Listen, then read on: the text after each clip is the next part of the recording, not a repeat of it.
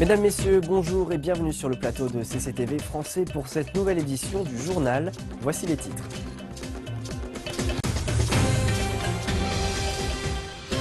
Le ministre chinois des Affaires étrangères, Wang Yi, reçoit à Beijing son homologue australienne, Julie Bishop.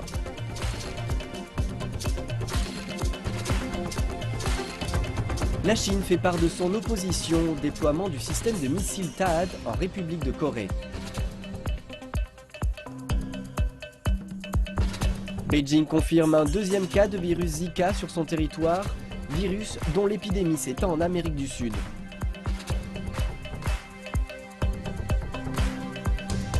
Le gouvernement chinois approuve un plan d'investissement de 55 milliards de yuan pour l'année 2016.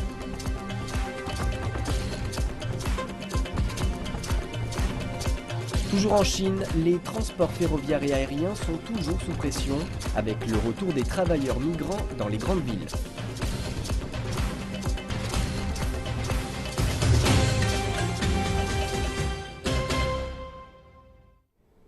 Et à la une de notre journal, le ministre chinois des Affaires étrangères Wang Yi a rencontré son homologue australienne Julie Bishop à Beijing. Ils ont échangé leurs points de vue sur divers sujets et lors d'une conférence de presse commune, Wang Yi a réitéré la position de la Chine sur l'arbitrage demandé par les Philippines en ce qui concerne les conflits en mer de Chine méridionale. Écoutons.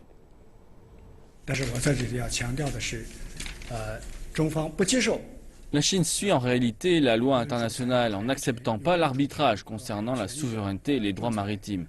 Parce qu'après avoir rejoint la Convention des Nations Unies sur la loi de la mer en 2006, la Chine a publié une déclaration selon les droits accordés à la Chine par l'article 298 de l'UNCLOS.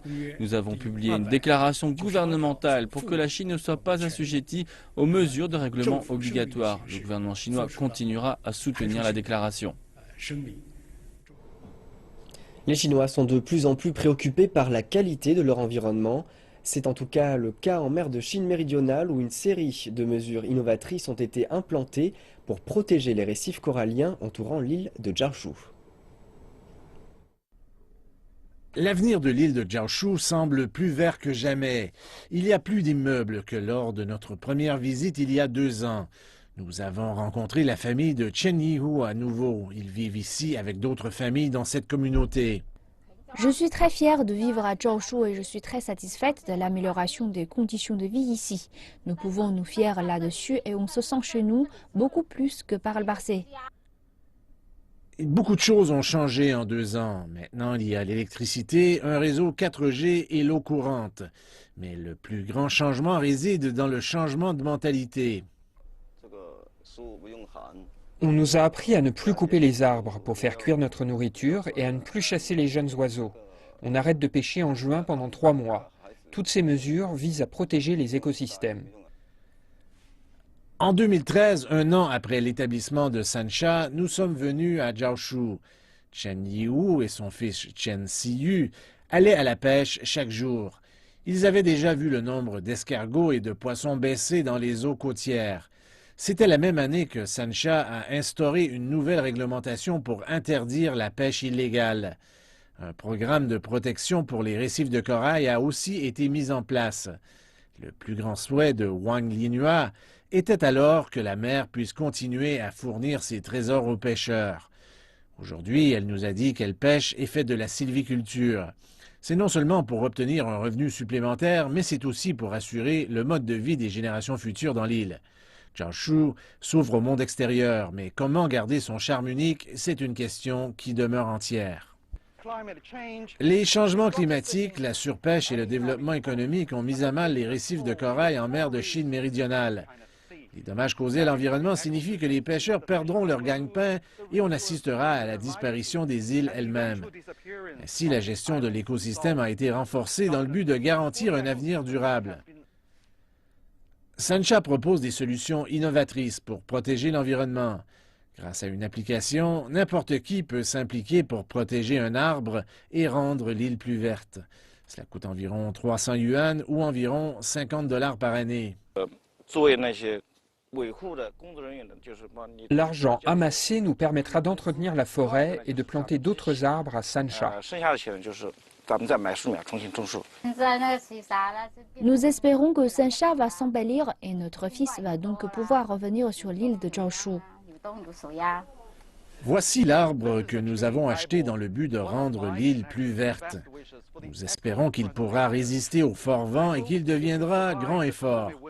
Ça me permet d'avoir une connexion directe avec l'île et me donne une bonne raison de revenir à Saint-Cha.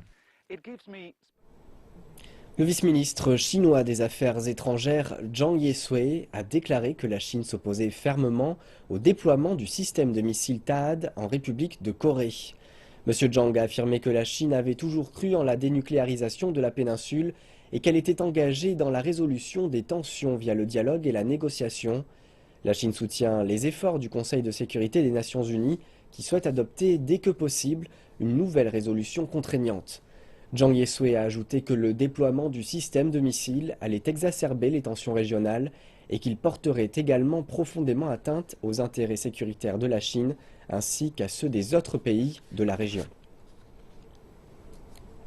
Les autorités chinoises ont confirmé un deuxième cas du virus Zika sur leur territoire.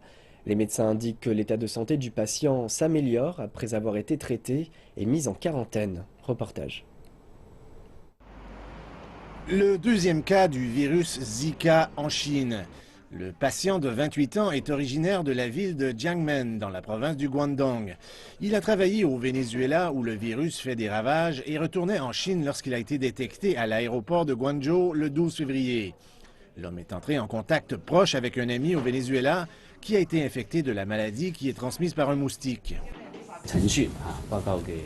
Sa température était de 38,5 degrés Celsius à l'aéroport. Lundi, le Centre chinois pour la prévention et le contrôle des maladies a testé à nouveau ces échantillons de sang et d'urine que nous avons envoyés et ont confirmé qu'il était porteur du virus Zika. Après avoir été traité grâce à des techniques de médecine occidentale et de médecine traditionnelle chinoise, on dit que le patient fait des progrès. Les experts estiment que les probabilités que le virus se propage en Chine sont faibles en raison du temps froid. Mais des mesures ont été adoptées dans la province du Guangdong pour éliminer les moustiques. Nous avons mis sur pied plus de 100 réseaux pour surveiller la densité des moustiques. Les efforts d'éradication vont commencer dès que le nombre de moustiques va dépasser un certain niveau. Les médecins vont examiner les échantillons de sang et d'urine du patient de façon régulière. Ils ne le laisseront pas partir avant que le patient montre 2 tests négatifs consécutifs. Pour le moment, le patient demeure sous observation en quarantaine. Le virus Zika continue de se propager dans plusieurs pays. Découvrons en images quels sont les moyens de s'en protéger. Le virus Zika est transmis par les moustiques. Afin de réduire les risques de l'attraper, l'Organisation mondiale de la santé conseille de faire usage de barrières physiques contre les moustiques et en premier lieu de fermer portes et fenêtres et de dormir sous une moustiquaire. Elle conseille également les produits anti-moustiques ou de se couvrir le corps de vêtements aussi colorés que possible. Pour se débarrasser des moustiques, il faut vider, nettoyer ou couvrir tout objet pouvant contenir de l'eau afin d'éliminer les endroits où ils pondent. Le taux de mortalité de ce virus est très bas. Environ 1 personne sur 5 ayant piqué par une moustique transportant par le virus Zika aura une fièvre moyenne, des démangeaisons et des douleurs musculaires.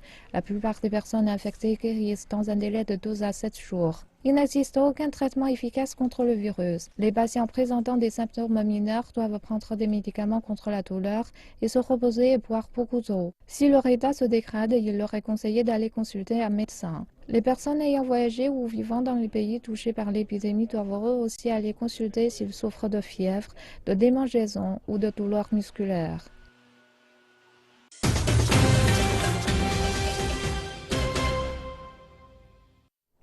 Passons maintenant au monde de l'économie présenté par Elsa Surian. Bonjour à tous. La Commission nationale pour le développement et la réforme a déclaré ce mercredi que le gouvernement central chinois avait approuvé 55 milliards de yuan d'investissement pour cette année afin de conforter la croissance dans le pays. Les planificateurs de haut rang ont rappelé que la priorité serait toujours donnée aux investissements dans les infrastructures et aux politiques en faveur de la stabilité du marché de l'emploi. Les investissements restent l'un des principaux moteurs de la croissance économique chinoise et le gouvernement central a encore augmenté les dépenses publiques au cours des dernières années. Plus de 5 000 milliards de yuan d'investissement ont été enregistrés à la fin de l'année dernière et une tranche supplémentaire de 55 milliards de yuan vient d'être approuvée en janvier dernier, selon les informations données par la Commission nationale pour le développement et les réformes. L'institution centrale a indiqué que l'accent serait mis sur la mise à niveau de certaines infrastructures. Les projets financés concernent les secteurs de l'eau et de l'énergie. Nous voulons améliorer le niveau de la population et cela passe notamment par des meilleurs réseaux d'approvisionnement, d'énergie et de transport. La création d'emplois est devenue avec le temps un indicateur clé de l'état de l'économie chinoise, et ce, depuis que le gouvernement prête davantage attention à la qualité de la croissance plutôt qu'à son aspect quantitatif. Zhao Chenxin a indiqué que l'économie chinoise avait créé plus de 64 millions d'emplois au cours des 5 dernières années, en raison notamment des efforts de restructuration ayant mis l'accent sur les secteurs des services à haute valeur ajoutée. La Chine doit désormais poursuivre son chemin et accentuer les efforts de réduction des surcapacités dans les industries gourmandes en énergie, telles que dans la production d'acier et de charbon. Beaucoup craignent que le pays soit mis sous pression suite à de grandes vagues de licenciements. Le porte-parole de la CNDR a rappelé qu'il n'y avait pas de raison pour s'inquiéter car les fondamentaux de l'économie chinoise restent solides et que de nouveaux moteurs de croissance sont en train d'émerger. Les fondamentaux de l'économie chinoise sont bons. La campagne actuelle visant à encourager le secteur privé porte progressivement ses fruits. Le gouvernement chinois s'est fermement engagé à poursuivre son soutien aux industries gourmandes en énergie dans leurs efforts de rééquilibrage de leurs effectifs. En tant qu'organe de planification économique de haut rang, les Chinois suivent avec grand intérêt les contours tracés par la CNDR s'agissant de la stratégie de croissance pour les 5 prochaines années. Zhao Chenxin a rappelé que la première version de la proposition avait déjà été revisée par la Commission économique et financière de l'Assemblée nationale populaire le mois dernier et sera soumise en priorité lors de la prochaine session plénière. Le ministère chinois du Commerce a fait savoir que les investissements à l'étranger de la Chine avaient connu une forte hausse au mois de janvier.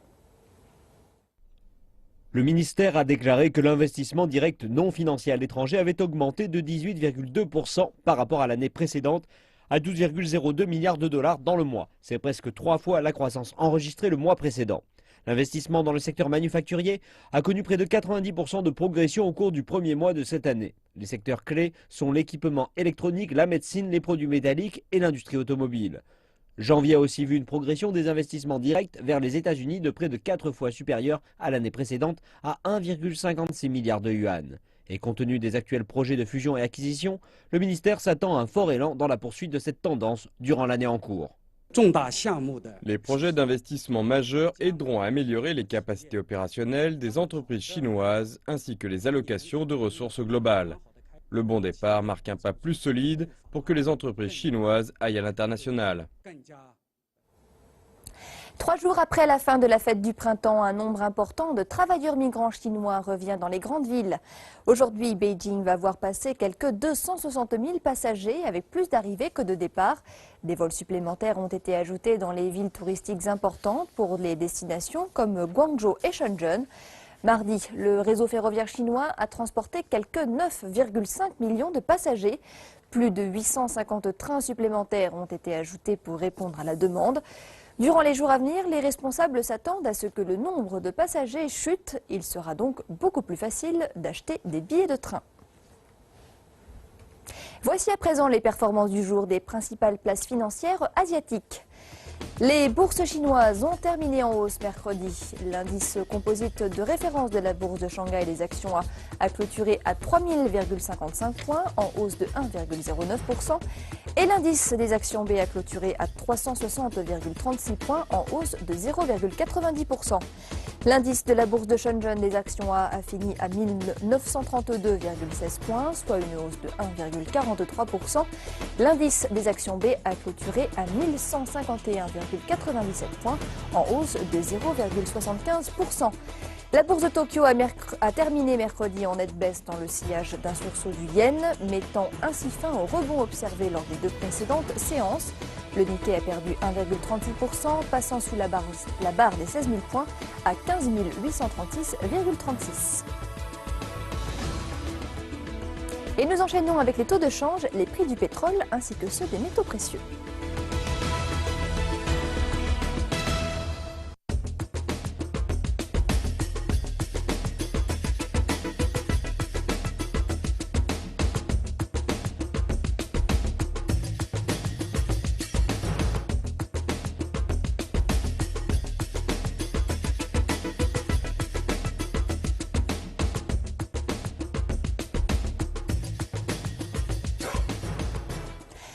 Le chef de la Commission européenne, Jean-Claude Juncker, a exprimé son opposition au Brexit, et cela alors que le Premier ministre britannique, David Cameron, a entamé la dernière phase des négociations pour garder son pays dans l'Union européenne avant un sommet crucial. Jean-Claude Juncker a déclaré qu'il refusait d'envisager l'idée que la Grande-Bretagne quitte le bloc, déclarant que le Brexit n'était pas une option. Le président du Conseil de l'UE, Donald Tusk, a quant à lui rappelé qu'il y avait encore des questions devant être résolues avant le prochain sommet qui abordera les demandes de la Grande-Bretagne envers les réformes de l'Union européenne. Donald Tusk a par ailleurs ajouté que des solutions devaient être trouvées aux questions comme les changements du traité de l'Union européenne et le mécanisme de protection sur l'accès aux avantages.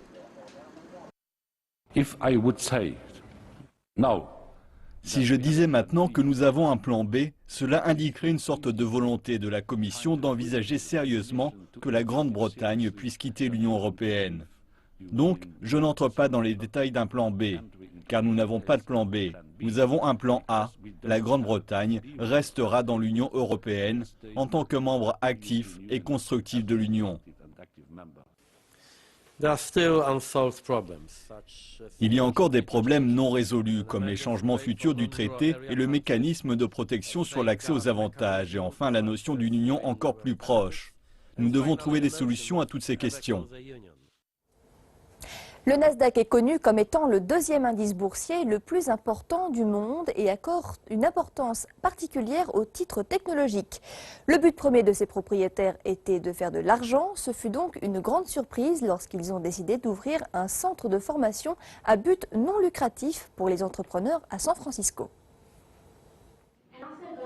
À l'intérieur du centre entrepreneurial du Nasdaq, une foule se réunit pour écouter eCore, une organisation à but non lucratif qui connecte la prochaine génération de générateurs de changements sociaux.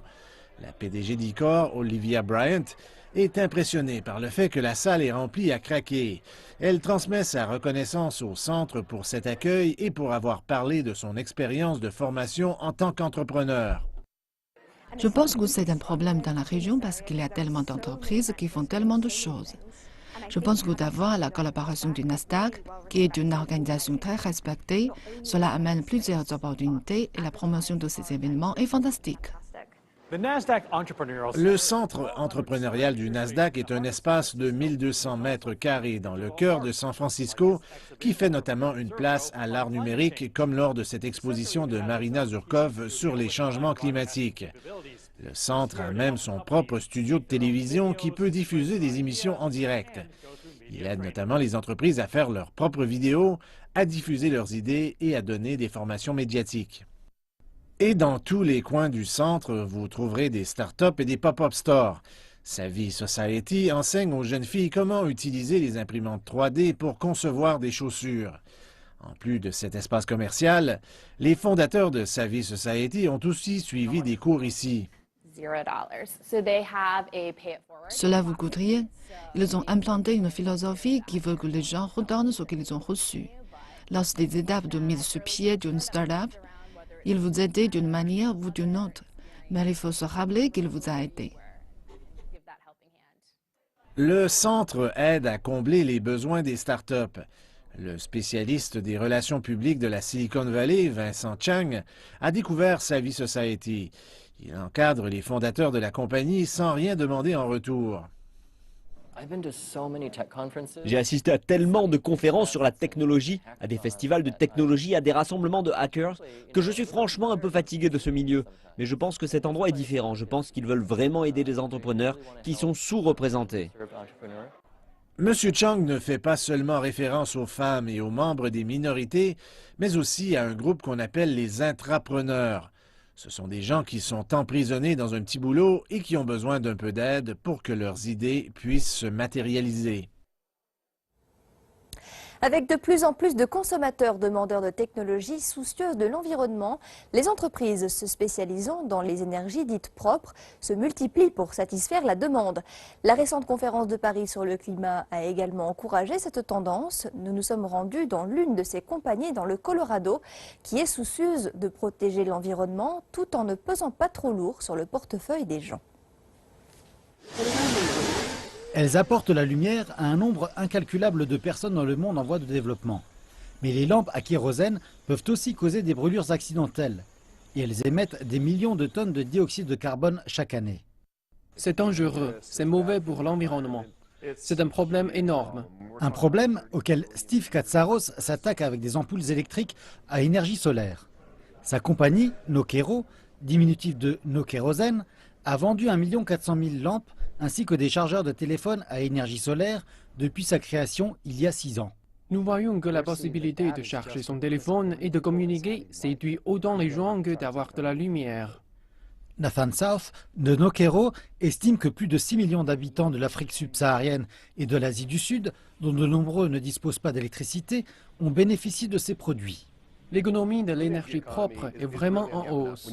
Le président de l'Association de technologie du Colorado dit qu'alors que la prise de conscience du réchauffement climatique est en hausse et que les coûts des énergies renouvelables baissent, de nombreux pays s'intéressent à ce secteur. Ils veulent avoir leur propre solution, ainsi qu'acheter des solutions chez les autres. Et ils sont tous à la fois clients et concurrents. Les lampes de Nokero se chargent pendant la journée en utilisant ce panneau solaire et une batterie à l'intérieur. Elles se vendent pour environ 20 $ si vous les commandez en ligne et pour seulement 6 $ dans le monde en voie de développement. Pour les gens qui gagnent 1 ou 2 $ par jour et dépensent de 40 à 60 $ par an en kérosène, acheter une lampe solaire est une décision économique. Ils ne prennent pas de décisions basées sur la crainte du changement climatique, de la montée des mers et du réchauffement climatique qui vont arriver. Ils prennent des décisions quant à leur survie. De même que ceux qui s'inquiètent du prochain ouragan Sandy. Vous pourriez passer plusieurs jours sans électricité. Cela amène les gens à se demander « Waouh, qu'est-ce que je ferais ?» Mais pour de nombreux gouvernements et organisations non gouvernementales, le changement climatique est une crainte prioritaire. Les gens sont intéressés par faire les choses un peu différemment. Les lampes Nokero sont produites en Chine et faites pour durer de 3 à 4 ans. Notre produit est une façon de faire un geste pour l'environnement. M. Katsaros dit que cela fait partie d'un changement dans l'attitude des consommateurs qui s'avère être aussi une bonne affaire. Le monde de l'économie est maintenant terminé. Je vais repasser la parole à mon collègue Jonathan qui va clore ce journal. Jonathan, c'est à vous. Merci Elsa pour l'ensemble de ces informations et merci à vous de nous avoir suivis. Ce journal est à présent terminé. Je vous souhaite à toutes et à tous une bonne suite de programmes sur notre chaîne.